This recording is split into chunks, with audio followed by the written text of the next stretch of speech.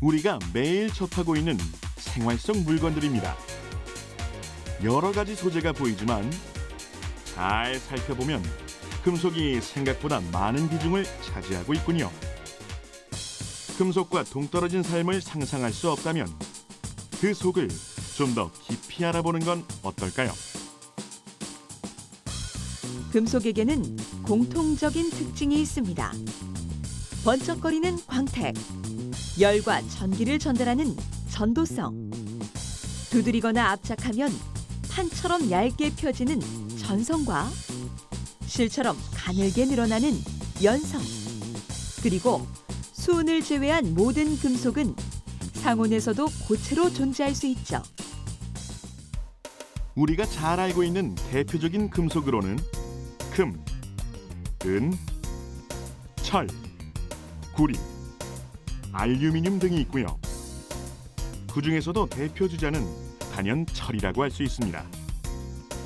철은 전 세계 금속 생산량 중 90% 이상을 차지하며 현대 생활을 지탱하는 중심 역할을 하고 있죠. 철을 가공하는 제철소의 모습 하면 가장 먼저 용광로가 떠오를 겁니다. 그렇다면 왜 철은 이렇게 고온에서 녹이는 과정이 필요할까요? 사실 철을 함유하고 있는 자연 상태의 철광석은 순수한 철이 아닌 산소와 결합된 산화철 형태로 존재합니다.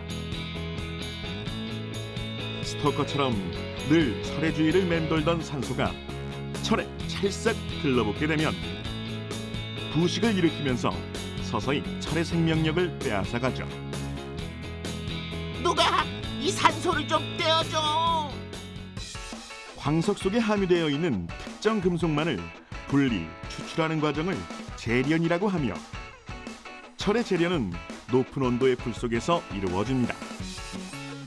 용광로에는 철광석과 함께 두 가지의 필수 재료가 들어갑니다. 코크스라는 탄소 덩어리와 석회석이죠.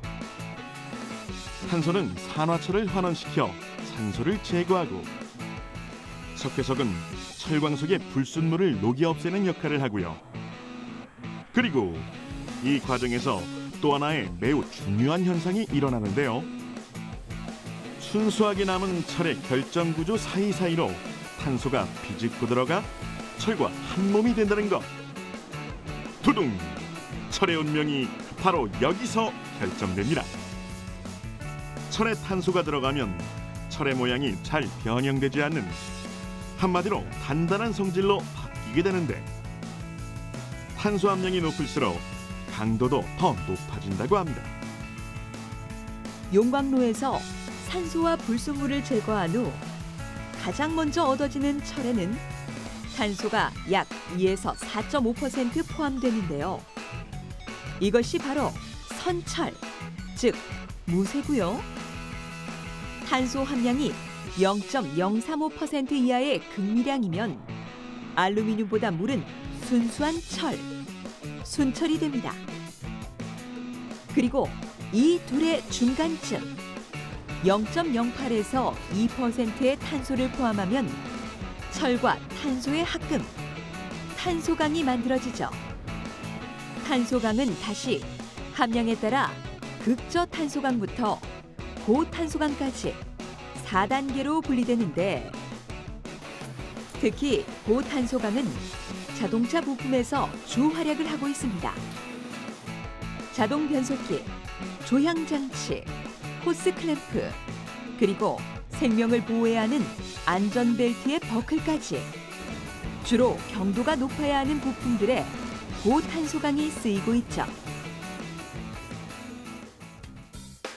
단단한 성질의 고탄소강은 그 자체로는 성형을 할 수 없기 때문에 용도에 맞춰 쉽게 다루기 위해선 철강 재료의 약점인 열을 이용하여 연하게 만들어야 합니다. 성형이 끝나면 또다시 열 처리를 통해 가장 단단한 상태로 만드는 것이 핵심인데요.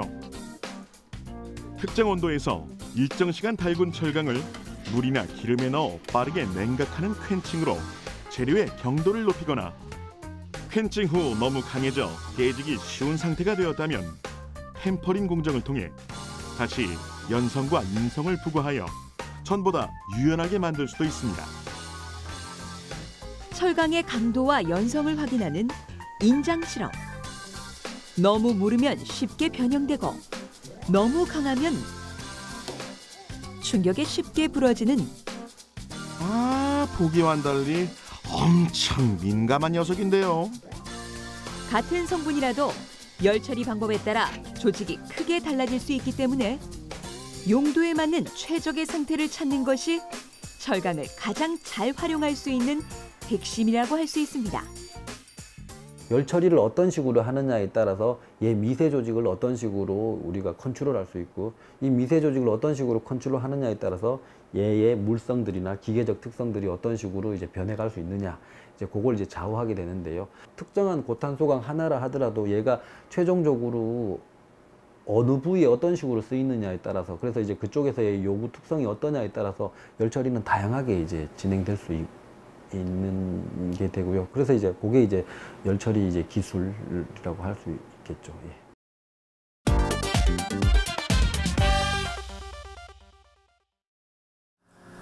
수많은 금속 중 유독 질량이 가벼운 경량금속이 있습니다. 보통 실생활에서 쓰이는 마그네슘, 베릴륨, 알루미늄, 그리고 타이타늄 등 4가지 종류가 대표 경량금속에 속하죠. 이 중에서 가장 빨리 그리고 가장 널리 실용화된 것이 알루미늄입니다. 가벼울 뿐만 아니라 잘 펴지고 잘 늘어나기 때문에 다양한 형태의 제품을 쉽게 만들 수 있고요. 부식에 강하게 견디는 내부식성, 거기에 매끄러운 표면과 남다른 광채까지 겸비하고 있죠. 이러한 장점으로 우리 생활 속 깊숙이 자리하고 있는 알루미늄. 작게는 음료 캔부터 포장용 호일, 냄비의 소재로, 크게는 자동차, 기차, 항공기, 전투기에 이르기까지 가볍지만 단단함을 필요로 하는 수많은 용품에 사용되고 있습니다. 알루미늄은 사실 거의가 다 구리나 마그네슘, 아연 등의 다른 금속을 섞어 만든 합금 형태입니다. 100%의 순수 알루미늄은 불순물 때문에 만들기가 무척 어려울 뿐더러 만든다고 해도 성질이 무르고 약해 제품으로 제작하기에는 적합하지 않죠. 알루미늄은 합금 종류에 따라서 강도의 차이가 상당히 많이 나는 소재입니다. 그래서 자동차용으로 사용을 하기 위해서는 여러 가지 합금 원소를 첨가하고요. 그다음에 열 처리를 통해서 강도를 올리는 작업을 하게 됩니다.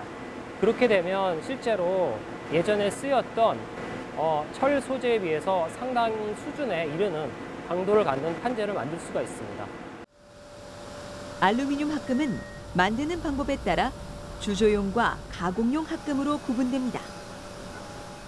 주조용 알루미늄 합금은 금속을 고온에서 녹여 틀에 붓고 굳혀 곧바로 제품의 형태를 만드는 방법인데, 주로 복잡한 모양을 가진 제품에 사용되며 자동차 부품에서는 타이어 휠이 대표적입니다.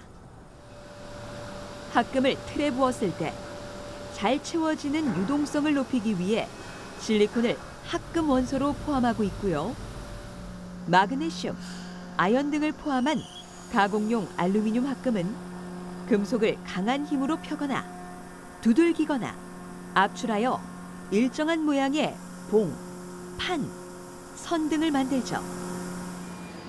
가공 알루미늄 합금으로 제품을 만들기 위해서는 먼저 두꺼운 알루미늄을 판재 형태로 얇게 펴야 합니다.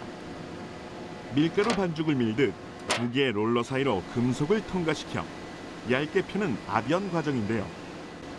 금속의 두께를 줄이는 동시에 미세 조직의 성질이 변하면서 강도가 더 세지는 효과가 있으며, 이렇게 더 단단해진 알루미늄 판재는 자동차의 외판 등에 사용됩니다. 주조용과 가공용의 알루미늄 합금은 한 제품에서도 각각의 성질에 따라 다양한 곳에 적용됩니다. 그런데 문제는 이처럼 다른 물질의 합금으로 이루어진 제품을 재활용할 시, 그러니까 폐차량 한 대를 재활용하는 과정에서 주조용 합금과 가공용 합금의 부품을 따로 분류하는 것이 어렵다는 것입니다. 철과 알루미늄을 구분하는 것은 쉽지만 같은 알루미늄 합금에서 다른 성분을 분류하는 것은 간단한 문제가 아니죠. 그렇다고 이들을 함께 녹여 재활용하게 되면 제품의 질이 떨어지기 때문에 주조형과 가공형의 성질은 유지하면서 동일한 물질을 추가할 수 있는 신합금 알루미늄 개발이 필요한데요. 재료연구소에서는 알루미늄의 미량의 실리콘과 마그네슘 등 포함 물질의 수많은 조합을 거듭하여 그 실마리를 찾아가고 있습니다. 참을 수 없는 금속의 가벼움. 알루미늄보다 강도가 월등히 높고 바닷물에서도 녹이 슬지 않으며 인체 내부에서도 전혀 부작용을 일으키지 않는 타이타늄입니다. 금속 중 질량 대비 강도가 가장 강하며 밀도는 항철의 절반에 불과하죠. 타이타늄 역시 앞선 금속처럼 순수 타이타늄과 다른 금속들을 섞어 만든 타이타늄 합금으로 나뉩니다. 순수 타이타늄은 순수 알루미늄이나 순수 철보다 기본 강도가 높아 그 자체로도 활용이 가능하지만 역시나 효율성은 합금이 뛰어나죠. 생활용품에서는 골프 클럽이 독보적인데요. 특히 타이타늄 소재의 아이언 골프 헤드는 골프 헤드의 기준이 될 정도로 보편화되었습니다. 타이타늄은 생체 적합성도 탁월합니다. 치과 임플란트, 인공관절, 인공심장박동 조절기 등에서 활약 중이며 사람의 뼈에 쉽게 적응하고 우리의 면역계가 거부 반응을 보이지 않아 타이타늄의 체내 이식이 활발히 이루어지고 있죠. 인체를 이루고 있는 기본 단위가 세포이듯이 금속을 이루고 있는 단위를 결정이라고 합니다. 보통 결정의 크기는 머리카락 굵기 정도인데 이보다 5만 배 작은 크기를 나노라고 합니다. 타이타늄의 결정 크기를 나노 사이즈로 작게 만들면 예측하기 어려울 정도의 특성이 발휘될 수 있다고도 하는군요. 금속의 미세 결정을 나노 단위로 작게 만들면 이 구조물의 강도가 크게 향상되어서 우리가 실생활에 지진이 일어나도 건물이 무너지지 않는다든지 항공우주 산업이나 에너지 발전 그리고 의료용 그 생체 부품의 수명을 크게 향상시킬 수가 있게 됩니다.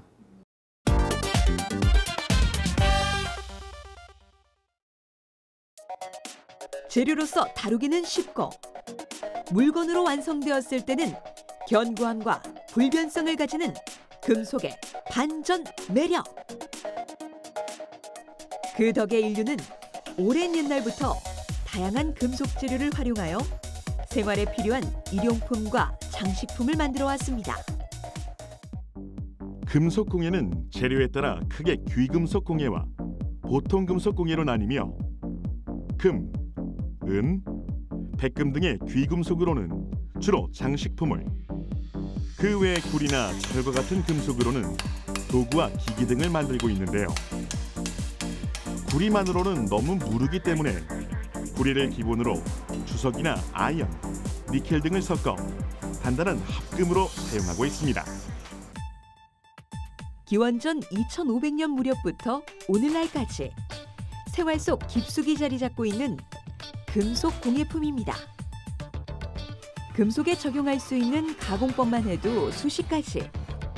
합금의 비율과 두께에 따라 금속을 종이처럼 오리거나 돌돌 말거나 선으로 뽑을 수도 있고요. 거푸집에 녹인 쇳물을 부어 원하는 형태를 얻는 등 제작자의 기술과 응용력에 따라 얼마든지 다채로운 결과물을 만날 수 있습니다. 그것이 실용적이든 예술적이든 말이죠. 그리고 여기 대중적으로 잘 알려지진 않았지만 이집트 피라미드에서 발견됐을 정도로 오랜 역사를 가지고 있는 또 하나의 금속 공예 기법이 있습니다. 은은하면서도 우아한 색감이 돋보이는 칠보 금속 공예. 금속이라는 도화지 위에 생유리질의 유약을 녹여 붙여 아름다운 색상을 내는 기법인데요. 7가지 보배. 칠보는 금, 은, 청옥, 수정, 진주, 만옥, 호박을 가리키며 이 보석들이 내는 귀한 색을 상징적으로 표현한 이름입니다. 유독 광택이 번쩍거리는 이 구두를 일컬어 우리는 에나멜 구두라고 부르는데요. 칠보의 빛깔을 내는 유약 기법을 영어로 에나멜링이라고 하며 이 가루 유약들이 작가의 손을 거쳐 아름다운 빛깔로 탄생하게 되죠. 자, 그럼 칠보를 금속에 입히는 작업 직접 확인해 볼까요? 완성된 밑그림에 맞춰 아크릴판을 모양 그대로 오립니다. 일반적으로는 칠보가 금속에다가 많이 하는데요. 일반적인 금속은 은, 동, 그리고 철도 가능하고요. 그리고 또 도자기, 유리도 가능합니다. 근데 이제 그거에 맞는 유약이 조금씩 틀리는데요. 그래도 이제 유약이랑 그리고 또 CMC 그리고 가마만 있으면 작업이 가능합니다. 오늘 선택한 금속 재료는 동판. 올인 아크릴에 동판을 대고 기계로 눌러주면 이렇게 모양이 튀어나오고요.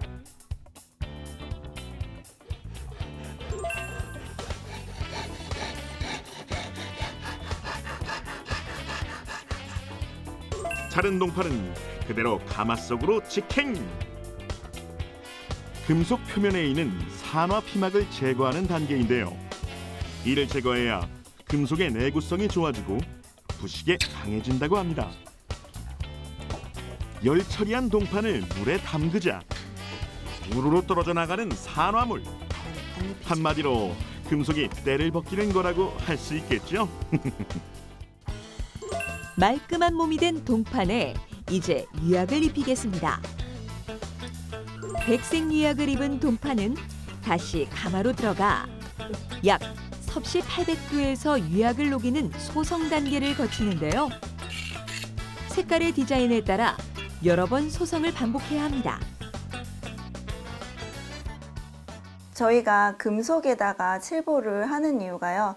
금속과 칠보 유약의 전연성과 팽창수가 비슷하기 때문에 가마 안에서 소송을 하고 이 소송된 거를 가마 안에 바깥에 내놔도 깨지지 않기 때문에 작업이 용이하기 때문에, 그리고 이제 칠보 유약은 색이 아름답기도 하지만 반영구적으로 되게 변하지 않는 색깔이기도 하고요. 마치 코팅된 것처럼 금속에 녹아 착 달라붙은 유약. 동판에 칙칙하면서 광채나는 도자기 피부로 완벽히 변신했습니다. 마지막으로 회화용 유약으로 그림을 그려넣은 후 열 처리로 마무리하면 칠보 금속 공예품 완성! 금속의 차가움과 칠보의 따뜻함을 지닌 또 하나의 보석이 탄생했습니다.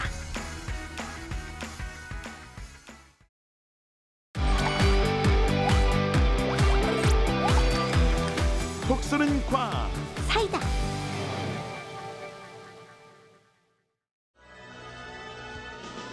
안녕하십니까. 별게다 궁금하다의 톡톡씨입니다.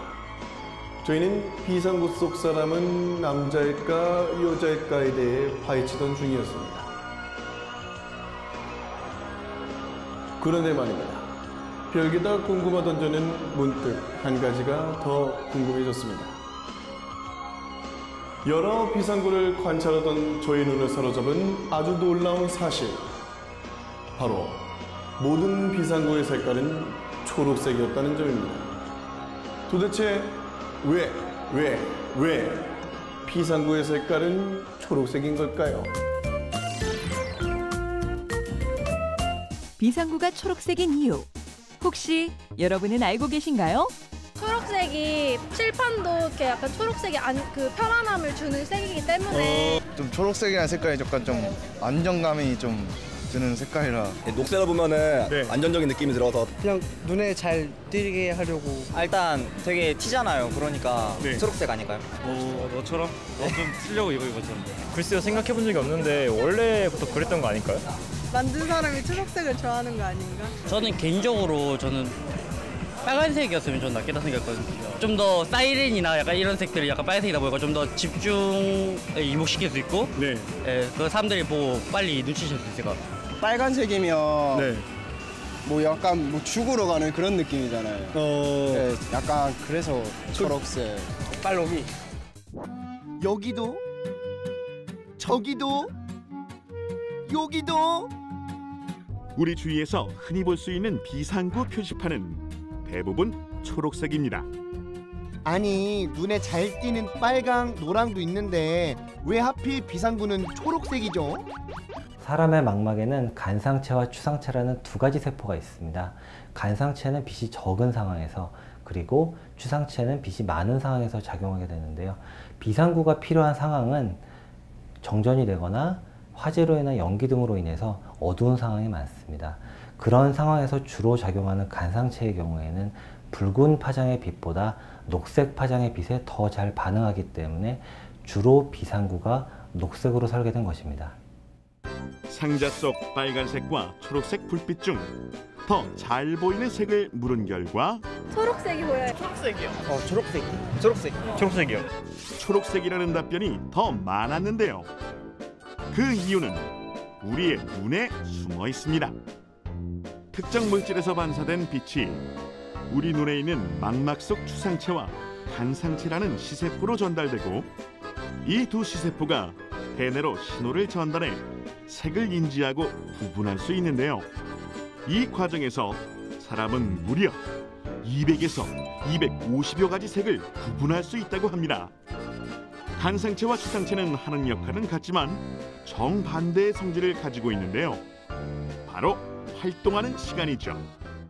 추상체는 밝은 빛이 있는 아침과 낮에 활동하는 주행성, 저녁과 밤처럼 약한 빛이 있을 때는 야행성인 간상체가 활동해 색을 구분하게 됩니다. 활동하는 시간이 다른 그 이유는 추상체에는 없지만 간상체에는 있는 요 로놉신이라는 물질 때문이라고요. 완전 처음 들어보는데 로놉신이 뭐죠? 로놉신 또는 시용이라고 불리는 이 물질은 단백질의 일종인데요. 이 로놉신에 빛이 닿으면 화학 반응을 일으켜 빛의 강약을 감지하고 색을 구분할 수 있도록 도와줘요. 특히 이 로놉신은 다른 빛에 비해 녹색광을 가장 잘 흡수합니다. 그렇기 때문에 어두운 곳에 가면 유독 초록색이 눈에 잘 띄게 되는 것이죠. 화재, 지진, 정전 등 비상 상황은 재난의 영향으로 어둠이 생기는 경우가 많아요. 아, 그래서 비상구 표지판은 눈에 잘 띄는 초록색이구나. 잠깐만. 톡톡씨, 비상구가 초록색인 이유 한 가지가 더 있어요. 명시성이라고 알아요? 명시성? 중국의 성 이름인가? 으이구, 명시성은 먼 거리에서 잘 보이는 정도를 말해요. 어두운 곳에서 가장 멀리 보이는 색이 바로 초록색이기 때문에 비상구 표시판의 색이 초록색이라고요. 근데 톡톡씨 지금 뭐해요? 아, 저 오늘 밤에 약속이 있는데 저의 안전을 위해서 초록색 옷을 입고 나가려고요. 초록색도 좋지만 무슨 그런 옷을... 톡톡씨도 비상구처럼 여러분들이 잘 보이는 곳에 있을게요.